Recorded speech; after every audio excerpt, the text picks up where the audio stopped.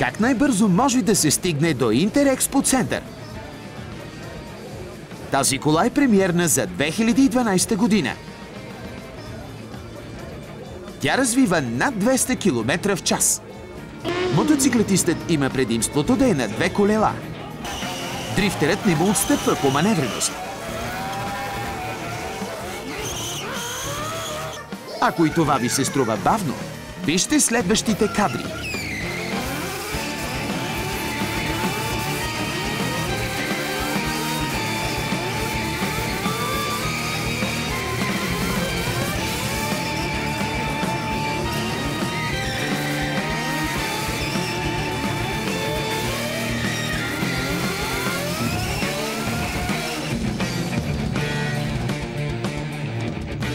Всъщност, вие гледахте откриването на Auto Build Show, което продължава до 4 юни.